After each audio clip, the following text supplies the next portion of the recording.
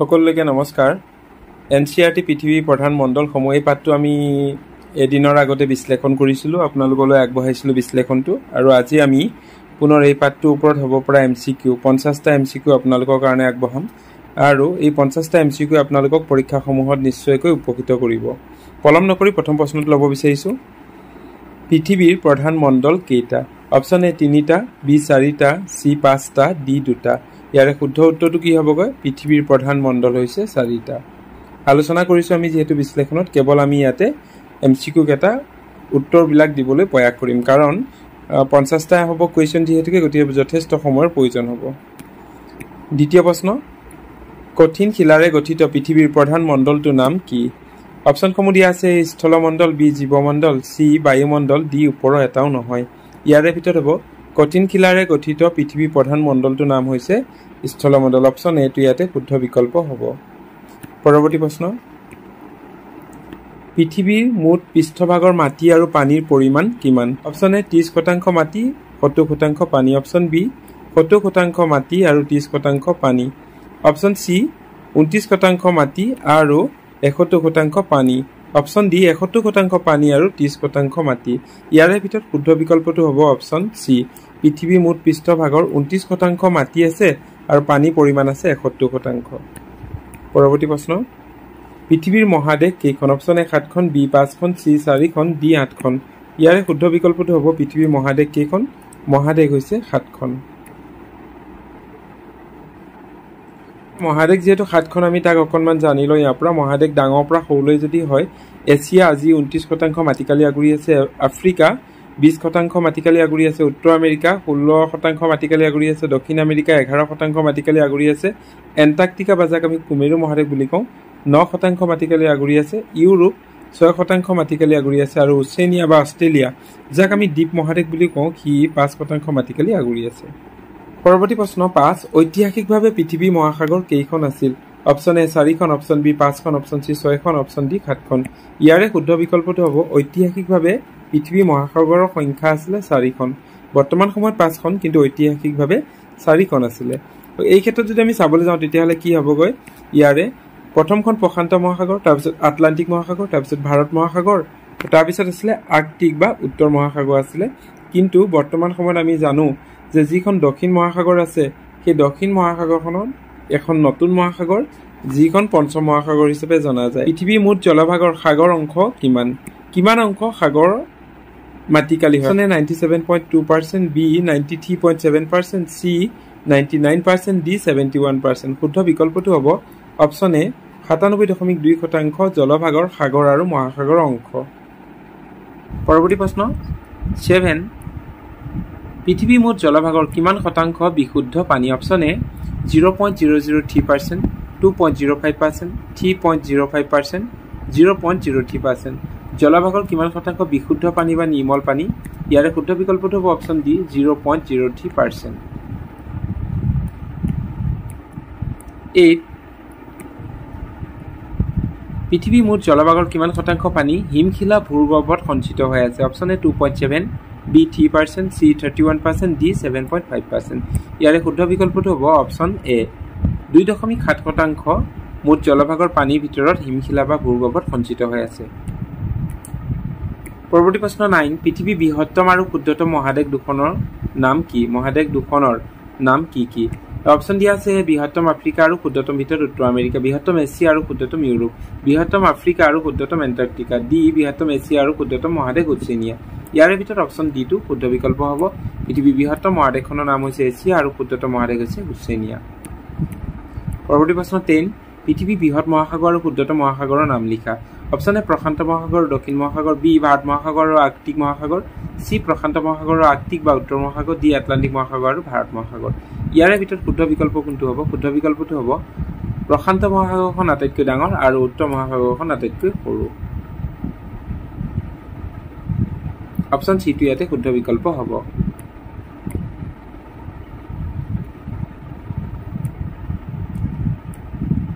পৃথিৱীৰ গভীৰতম মহাসাগৰখনৰ নাম কি অপচন এ আটলান্টিক মহাসাগৰ বি প্ৰশান্ত মহাসাগৰ সি ভাৰত মহাসাগৰ ডি মেৰিয়ানা খাত গভীৰতম মহাসাগৰ সোধা হৈছে গতিকে ইয়াৰে হ'ব প্ৰশান্ত মহাসাগৰ অপচন বি টো শুদ্ধ হ'ব 12 পৃথিৱীৰ গভীৰতম খাত মেৰিয়ানা খাত কোনখন মহাসাগৰত অৱস্থিত অপশ্যন এ ভাৰত মহাসাগৰ বি আটলান্টিক মহাসাগৰ চি প্ৰশান্ত মহাসাগৰ ডি দক্ষিণ মহাসাগৰ মেৰিয়ানা খাতটো আমি সকলোৱে জানো ক'ত আছে প্ৰশান্ত মহাসাগৰত যিটো 11,022 মিটাৰ গভীৰতালৈকে আছে 13 কোনখন মহাসাগৰ আকৃতি দেখাৰ ইংৰাজী এছাখৰটোৰ দৰে অপশ্যন এ আটলান্টিক মহাসাগৰ বি ভাৰত মহাসাগৰ চি প্ৰশান্ত মহাসাগৰ ডি উত্তৰ মহাসাগৰ ইয়াৰে শুদ্ধ বিকল্পটো হ'ব আটলান্টিক মহাসাগৰ আকৃতি ইংৰাজী এছ বৰ্ণটোৰ দৰে হয় পৰৱৰ্তী প্ৰশ্ন 14 এখন দেশৰ নামেৰে যোৱা পৃথিৱীৰ একমাত্ৰ মহাসাগৰখনৰ নাম কি অপশ্যন এ প্ৰশান্ত মহাসাগৰ বি ওচেনিয়া মহাসাগৰ চি উত্তৰ আমেৰিকা মহাসাগৰ ডি ভাৰত মহাসাগৰ ইয়াৰে শুদ্ধ বিকল্প কোনটো হ'বগৈ অপশ্যন ডি পৃথিৱীৰ এখন দেশৰ নামেৰে যোৱা মহাসাগৰখনৰ নাম হৈছে ভাৰত মহাসাগৰ 15 ভাৰত মহাসাগৰখনৰ আকৃতি কেনেকুৱা অপশ্যন এ ত্ৰিভুজ আকৃতিৰ বি পঞ্চভুজ আকৃতিৰ চি বৰ্গ আকৃতিৰ ডি চতুৰ্ভুজ আকৃতি ইয়াৰে শুদ্ধ বিকল্পটো হ'ব অপশ্যন এ ত্ৰিভুজ আকৃতি ভাৰত মহাসাগৰখনৰ আকৃতি ত্ৰিভুজৰ দৰে কুৱেশ্যন 16 উত্তৰ মেৰু বা সুমেৰু বৃত্তৰ ভিতৰতে অৱস্থিত মহাসাগৰখনৰ নাম কি অপশ্যন এ দক্ষিণ মহাসাগৰ বি উত্তৰ মহাসাগৰ বা আৰ্কটিক মহাসাগৰ আটলান্টিক মহাসাগৰ ওপৰৰ আটাইবোৰ অশুদ্ধ উত্তৰ মেৰু বা সুমেৰু বৃত্তৰ ভিতৰতে অৱস্থিত মহাসাগৰখনৰ নাম কি ইয়াৰে শুদ্ধ বিকল্পটো হ'ব অপশ্যন বি ইয়াক আমি উত্তৰ মহাসাগৰ বা আৰ্কটিক মহাসাগৰ বুলি জানো ই সম্পূৰ্ণভাৱে উত্তৰ মেৰু বা সুমেৰু বৃত্তৰ ভিতৰতে অৱস্থিত কুৱেশ্যন 17 কোনখন মহাদেশক দ্বীপ মহাদেশ বুলি কোৱা হয় ওচেনিয়া বা অষ্ট্ৰেলিয়া মহাদেশক আণ্টাৰ্কটিকা মহাদেশক এ আৰু বি দুটাই শুদ্ধ ওপৰৰ এটাও নহয় ইয়াৰে শুদ্ধ বিকল্পটো হ'ব দ্বীপ মহাদেশ হৈছে ওচেনিয়া বা অষ্ট্ৰেলিয়া মহাদেশ অপশ্যন এটো ইয়াতে শুদ্ধ হ'ব পৰৱৰ্তী প্ৰশ্ন 18 এণ্টাৰ্কটিকা মহাদেশৰ একমাত্ৰ জাগ্ৰত আগ্নেয়গিৰিটোৰ নাম কি option A mount Erebus mount Kilimanjaro mount Barren mount Fujiyama Antarctica মহাদেশৰ একমাত্ৰ জাগ্ৰত আগ্নেয়গিৰিটোৰ নাম হৈছে অপশ্যন এ মাউণ্ট ইৰেবাছ যিটো হৈছে এণ্টাৰ্কটিকা মহাদেশৰ একমাত্ৰ জাগ্ৰত আগ্নেয়গিৰিৰ নাম সম্পূৰ্ণৰূপে দক্ষিণ গোলাৰ্ধত পৰা মহাদেশখনৰ নাম কি এণ্টাৰ্কটিকা বা কুমাৰু মহাদেশ ওচেনিয়া বা অষ্ট্ৰেলিয়া মহাদেশ ইউৰোপ মহাদেশ এটাও নহয় দক্ষিণ গোলাৰ্ধত পৰা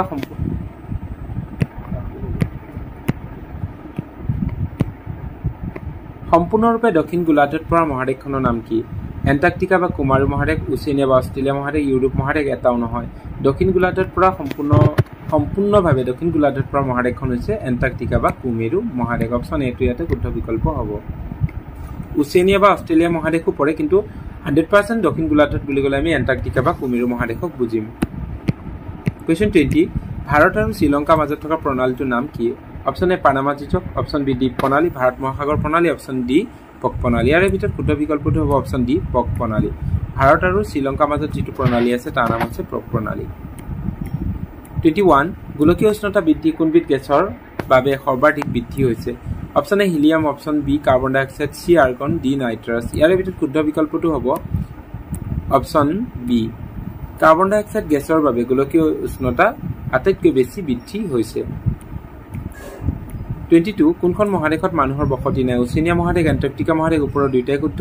ওপৰৰ দুইটাই অশুদ্ধ ইয়াৰে ভিতৰত শুদ্ধ বিকল্পটো হ'ব অপশ্যন বি এণ্টাৰ্কটিকা মহাদেশত মানুহৰ বসতি নাই কিন্তু ওচেনিয়া মহাদেশ বুলি ক'লে আমি যেহেতু অষ্ট্ৰেলিয়া মহাদেশ বা দ্বীপ মহাদেশ বোলো ইয়াতে য'ত মানুহৰ বসতি আছে কাৰণ ওচেনিয়া মহাদেশৰ দুখন ৰাষ্ট্ৰ হৈছে নিউজিলেণ্ড আৰু অষ্ট্ৰেলিয়া প্ৰধান ৰাষ্ট্ৰ নিউজিলেণ্ড আৰু অষ্ট্ৰেলিয়া য'ত মানুহৰ বসতি আছে 23 এণ্টাৰ্কটিকা মহাদেশত থকা ভাৰতৰ গৱেষণা কেন্দ্ৰৰ দুটা নাম কি কি মৈত্ৰী আৰু গংগা আৰু আৰ্যভট্ট মৈত্ৰী আৰু গংগোত্ৰী আৰ্যভট্ট আৰু ইছৰো ইয়াৰে ভিতৰত শুদ্ধ বিকল্পটো হ'ব অপশ্যন চি মৈত্ৰী আৰু গংগোত্ৰী হৈছে এণ্টাৰ্কটিকা মহাদেশত থকা ভাৰতৰ দুটা গৱেষণা কেন্দ্ৰৰ নাম 24 পৃথিৱী দীঘল নদী নীল নদী কোনখন মহাদেশৰ অন্তৰ্ভুক্ত অপশ্যন এ আফ্ৰিকা মহাদেশ অপশ্যন বি ইউৰোপ মহাদেশ অপশ্যন চি এছিয়া মহাদেশ অপশ্যন ডি অষ্ট্ৰেলিয়া মহাদেশ ইয়াৰে ভিতৰত শুদ্ধ বিকল্পটো হ'ব পৃথিৱী দীঘল নদী নীল নদীখন আফ্ৰিকা মহাদেশৰ অন্তৰ্ভুক্ত অপশ্যন এটো ইয়াতে শুদ্ধ বিকল্প হ'ব 25 পৃথিৱী বহল নদী আমাজন কোন মহাদেশৰ অন্তৰ্গত অপশ্যন এ উত্তৰ আমেৰিকা মহাদেশ অপশ্যন বি ইউৰোপ মহাদেশ অপশ্যন চি এছিয়া মহাদেশ অপশ্যন ডি দক্ষিণ আমেৰিকা মহাদেশ ইয়াৰে শুদ্ধ বিকল্পটো হ'ব অপশ্যন ডি দক্ষিণ আমেৰিকা মহাদেশ আমাজনখন হৈছে বহল নদী আমাজন দক্ষিণ আমেৰিকা মহাদেশৰ অন্তৰ্ভুক্ত কুৱেশ্যন 26 কিহে উত্তৰ আমেৰিকা আৰু দক্ষিণ আমেৰিকাক সংযোগ কৰিছে অপশ্যন এ পক প্ৰণালী অপশ্যন বি পানামা যুঁজক অপশ্যন চি সুৱেজ খাল অপশ্যন ডি আটলান্টিক মহাসাগৰ ইয়াৰে ভিতৰত শুদ্ধ বিকল্পটো হ'ব অপশ্যন বি পানামা যুঁজকে উত্তৰ আমেৰিকা আৰু দক্ষিণ আমেৰিকাক সংযোগ কৰিছে পৰৱৰ্তী প্ৰশ্ন 27 পৃথিৱীৰ দীৰ্ঘতম পৰ্বতমালা এন্ডিজ কোনখন মহাদেশৰ অন্তৰ্গত অপচন এ দক্ষিণ আমেৰিকা মহাদেশ অপচন বি ইউৰোপ মহাদেশ অপচন চি এছিয়া মহাদেশ অপচন ডি ওচেনিয়া মহাদেশ ইয়াৰে ভিতৰত শুদ্ধ বিকল্পটো হ'ব দীৰ্ঘতম পৰ্বতমালা এন্ডিজ দক্ষিণ আমেৰিকা মহাদেশৰ অন্তৰ্ভুক্ত 28 পৃথিৱীৰ সৰ্ববৃহৎ উষ্ণ মৰুভূমি সাহাৰা কোনখন মহাদেশত অৱস্থিত সাহাৰা মৰুভূমিখন ক'ত আছে অপচন এ এছিয়া মহাদেশ অপচন বি ইউৰোপ মহাদেশ অপচন চি উত্তৰ আমেৰিকা মহাদেশ অপচন ডি আফ্ৰিকা মহাদেশ সাহাৰা মৰুভূমিখন আফ্ৰিকা মহাদেশৰ অন্তৰ্গত অপচন ডি টো ইয়াতে শুদ্ধ বিকল্প হ'ব 29 কোনখন মহাদেশৰ মাজেৰে কৰ্কটক্ৰান্তি ৰেখা বিক্ষোভ ৰেখা আৰু মকৰ ক্ৰান্তি ৰেখা এই তিনিওটা ৰেখা পাৰ হৈ গৈছে অপচন এ ইউৰোপ মহাদেশ অপচন বি আফ্ৰিকা মহাদেশ অপচন চি এছিয়া মহাদেশ অপচন ডি দক্ষিণ আমেৰিকা মহাদেশ ইয়াৰে শুদ্ধ বিকল্প কোনটো হ'বগৈ অপচন বি আফ্ৰিকা মহাদেশৰ মাজেৰে কৰ্কটক্ৰান্তি ৰেখা মকৰ ক্ৰান্তি ৰেখা আৰু বিক্ষোভ ৰেখা তিনিওটা ৰেখা পাৰ হৈ গৈছে পৰৱৰ্তী প্ৰশ্ন 30 হিমবাহসমূহ ক'ত নিহিত হৈ থাকে অপচন এ ওচেনিয়াত অপচন বি হিমালয়ত অপচন চি পৰ্বতত অপচন ডি কুমেৰু মহাদেশত অপচন কেইটাৰ ভিতৰত শুদ্ধ বিকল্পটো হ'ব অপচন চি পৰ্বতত পৰ্বতসমূহতে হিমবাহসমূহ বা বৰফসমূহ বেছিকৈ নিহিত হৈ থাকে 31 ভংগিল পৰ্বতৰ উদাহৰণ নহয় option A Himalaya option B Alps option C Aravalli option D Fujiyama কোনখন ভংগিল পৰ্বতৰ উদাহৰণ নহয় অপচন এ ইয়াৰে ভিতৰত শুদ্ধ বিকল্পটো হ'ব ভংগিল পৰ্বতৰ উদাহৰণ নহয় অপচন ডি ফুজিয়ামা ফুজিয়ামাখন ভংগিল পৰ্বতৰ উদাহৰণ নহয়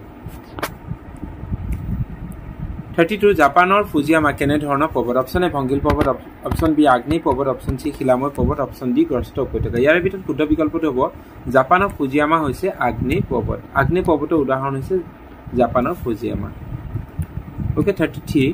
বায়ুমণ্ডলত আটাইতকৈ বেছি পৰিমাণত থকা গেছবিধৰ নাম কি option A hydrogen option B nitrogen option C oxygen option D carbon dioxide ইয়াৰে ভিতৰত শুদ্ধ বিকল্পটো হ'ব অপচন বি নাইট্ৰজেনৰ পৰিমাণ বায়ুমণ্ডলত 78%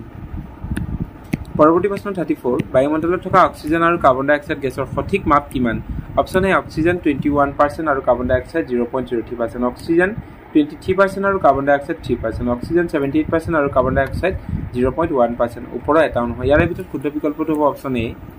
বায়ুমণ্ডলত অক্সিজেনৰ পৰিমাণ আছে 21% আৰু কাৰ্বন ডাই অক্সাইডৰ পৰিমাণ আছে 0.03% পৰৱৰ্তী প্ৰশ্ন 35 বায়ুমণ্ডলৰ স্তৰ কেইটা শুদ্ধ কম হল অৰ্থাৎ ক্ৰমানুসাৰে সজাব দিয়া হৈছে option A troposphere mesosphere stratosphere thermosphere option B troposphere stratosphere thermosphere exosphere option C troposphere stratosphere mesosphere আৰু thermosphere option D troposphere thermosphere stratosphere mesosphere ইয়াৰে ভিতৰত শুদ্ধ বিকল্পটো হ'ব অপচন চি ট্ৰপোস্ফিয়াৰ একদম তলৰ অংশটো তাৰপিছত ষ্ট্ৰেটোস্ফিয়াৰ তাৰপিছত মেসোস্ফিয়াৰ তাৰপিছত থাৰ্মোস্ফিয়াৰ দুটা অংশ আছে ওপৰৰ অংশটোক আমি এক্সোস্ফিয়াৰ বুলি কওঁ তলৰ অংশটোক আমি আয়নোস্ফিয়াৰ বুলি কওঁ পৰৱৰ্তী প্ৰশ্ন 36 থাৰ্মোস্ফিয়াৰ তলৰ অংশটোৰ নাম কি ইতিমধ্যে আমি ইয়াৰ আগৰ প্ৰশ্নত আলোচনা কৰিছিলোঁ অপচনসমূহ দিয়া আছে অপচন এ আয়নোস্ফিয়াৰ অপচন বি এক্সোস্ফিয়াৰ অপচন চি ট্ৰপোস্ফিয়াৰ ওপৰৰ এটাও নহয় ইয়াৰে ভিতৰত শুদ্ধ বিকল্পটো হ'ব থাৰ্মোস্ফিয়াৰ তলৰ অংশটোৰ নাম হৈছেগৈ আয়নোস্ফিয়াৰ য'ত ৰেডিঅ' তৰংগবিলাক পুনৰ পৃথিৱীলৈকে ঘূৰি আহে আৰু ওপৰৰ অংশটোৰ নাম হৈছে থাৰ্মোস্ফিয়াৰ আৰু এক্সোস্ফিয়াৰ য'ত আমাৰ যিবিলাক উপগ্ৰহ বা স্যাটেলাইট আছে সেইসমূহ সংস্থাপন কৰা হয় পৰৱৰ্তী প্ৰশ্ন 37 থাৰ্মোস্ফিয়াৰ ওপৰ অংশ কি বুলি কোৱা হয় ইয়াৰ আগৰ প্ৰশ্নটো আলোচনা কৰিছোঁ অপচন এ এক্সোস্ফিয়াৰ বি আয়নোস্ফিয়াৰ চি মেসোস্ফিয়াৰ ডি বৰ্হিমণ্ডল ইয়াৰে ভিতৰত শুদ্ধ বিকল্প কোনটো হ'ব অপচন এ এক্সোস্ফিয়াৰ পৰৱৰ্তী প্ৰশ্ন 38 বায়ুমণ্ডলৰ কোনটো স্তৰত বিজুলী ঢেৰেকণি বতাহ বৰষুণ আদি সৃষ্টি হয় option A ট্ৰপোস্ফিয়াৰ B stratosphere C আয়নোস্ফিয়াৰ D থাৰ্মোস্ফিয়াৰ ইয়াৰে ভিতৰত শুদ্ধ বিকল্পটো হ'ব অপচন এ ট্ৰপোস্ফিয়াৰতে বতাহ বৰষুণ ধুমুহা ঢেৰেকণি বিজুলী মেঘ আদি সৃষ্টি হয় কুৱেশ্যন নম্বৰ 39 বায়ুমণ্ডলৰ কোনটো স্তৰত ৰেডিঅ' তৰংগ সৃষ্টি হয় অপচন এ ষ্ট্ৰেটোস্ফিয়াৰ বি মেসোস্ফিয়াৰ চি আয়নোস্ফিয়াৰ ডি এক্সোস্ফিয়াৰ বায়ুমণ্ডলৰ ৰেডিঅ' তৰংগ সৃষ্টি হোৱা স্তৰটোৰ নাম হৈছে আয়নোস্ফিয়াৰ যিটো থাৰ্মোস্ফিয়াৰৰ তলৰ অংশ ইয়াতে ৰেডিঅ' তৰংগটো উৎপত্তি হয় পৰৱৰ্তী প্ৰশ্ন 40 উৰাজাহাজ চলাচল কৰা বায়ুমণ্ডলৰ স্তৰটোৰ নাম কি অপচন এ আয়নোস্ফিয়াৰ বি থাৰ্মোস্ফিয়াৰ চি ষ্ট্ৰেটোস্ফিয়াৰ ডি ট্ৰপোস্ফিয়াৰ ইয়াৰে শুদ্ধ বিকল্পটো হ'ব অপচন চি ষ্ট্ৰেটোস্ফিয়াৰ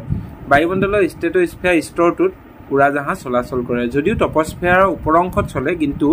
সৰহভাগ ষ্ট্ৰেটোস্ফিয়াৰ উৰাজাহাজ চলাচল কৰে কাৰণ ই উৰাজাহাজ চলাচলৰ কাৰণে সুবিধাজনক পৰৱৰ্তী প্ৰশ্ন 41 অজন স্তৰটো বায়ুমণ্ডলৰ কোনটো তৰপত আছে option A ট্ৰপোস্ফিয়াৰ B stratosphere C আয়নোস্ফিয়াৰ D মেসোস্ফিয়াৰ ইয়াৰে ভিতৰত শুদ্ধ বিকল্পটো হ'ব অজন স্তৰটো ষ্ট্ৰেটোস্ফিয়াৰ তলটোত বা তৰপটোত পোৱা যায় আৰু যিটোৱে আমাক সূৰ্যৰ আল্ট্ৰা ভায়লেট বা বেঙুনীয়া ৰশ্মিৰ পৰা আমাক বচাই ৰাখিছে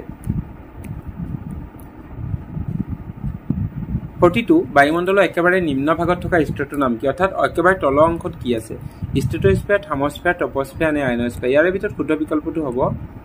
অপচন সি ট্ৰপোস্ফিয়াৰটো বায়ুমণ্ডলৰ একেবাৰে নিম্ন ভাগত অৱস্থিত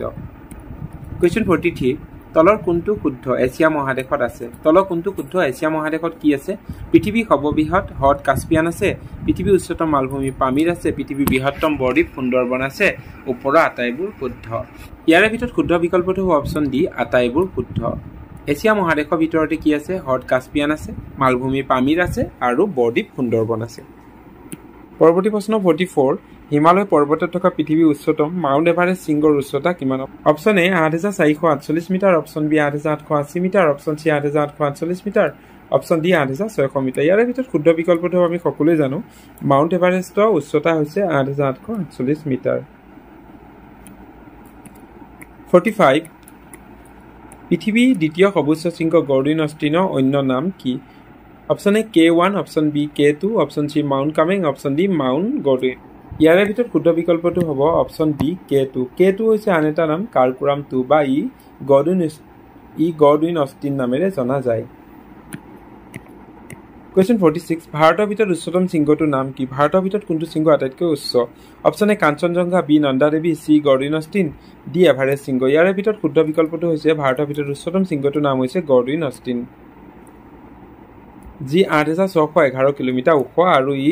বৰ্তমান সময়ত POK অৰ্থাৎ পাক অকুপাইড কাশ্মীৰ পাক অধিকৃত কাশ্মীৰত অৱস্থিত যিটো ভাৰতে আমি দাবী কৰো যে সেই অংশটো ভাৰতৰহে হয় ভাৰতৰ ভিতৰত উচ্চতম শৃংগটোৰ নাম কি গৰ্ডিন অষ্টিন কোৱেশ্চন 47 বায়ুমণ্ডলৰ আৱৰণটো ভূপৃষ্ঠৰ পৰা কিমান কিলোমিটাৰ উচ্চতালৈ বিয়পি আছে অপচন এ 10000 কিলোমিটাৰ ওপৰলৈ অপচন বি 6000 কিলোমিটাৰ ওপৰলৈ অপচন চি 13000 কিলোমিটাৰ ওপৰলৈ অপচন ডি 25000 কিলোমিটাৰ ওপৰলৈ ইয়াৰ ভিতৰত শুদ্ধ বিকল্পটো হ'ব অপচন এ 10000 কিলোমিটাৰ ওপৰলৈ বায়ুমণ্ডলৰ তৰফটো কিমান কিলোমিটাৰ ওপৰলৈ বিস্তৃত হৈ আছে বায়ুমণ্ডলৰ আৱৰণটো 10000 কিলোমিটাৰ ওপৰলৈ থাৰ্মোস্ফিয়াৰ দুটা ভাগ আছে এটা হৈছে আয়নোস্ফিয়াৰ আনটো হৈছে